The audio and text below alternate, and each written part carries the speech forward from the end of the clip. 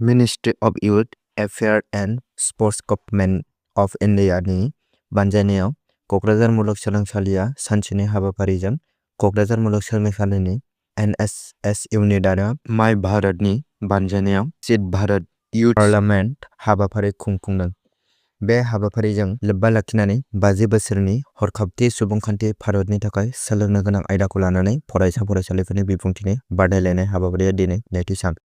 क'क्राझार जिल्लानि सिङाव थानाय बकिराग्रामआव SBI ब्रान्स बेखेवबाय। मिथिनाय बायदिब्ला जायगानि थागिबिफोरनि गोबाव समनिफ्रायनो खावलायनायखौ जाफुंहोनानै क'क्राझार जिल्लानि बकिराग्रामआव स्टेट बैंक अफ इन्डियानि मोनसे गोदान दालाय बेखेवनाय जायो। भारतनि अलराउन्डार हार्दिक पान्ड्याया चेन्नाईनि M.A.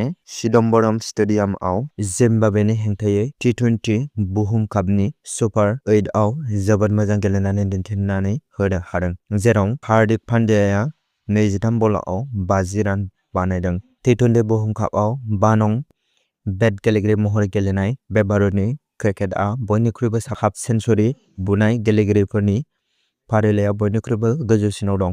दिनै BTCनि CM बिथां हाग्रामा महिलारी सारनि जोनोम सान। आसामनि गिबि मन्थ्रि डक्टर हिमन्त बिश्व शर्मा बिथां सारा खौरां बिजोंनि गेजेरजों जोनोम साननि हामलायनाय बावहरदों।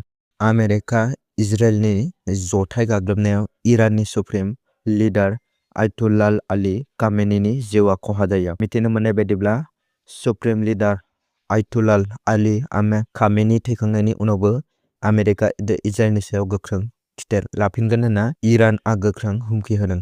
इन्डियाआ दिनै T20 वर्ल्ड कापखौ मोनानि 7 रिंगानिफ्राय वेस्ट इंडीजनि हेंथायै गेलेगोन।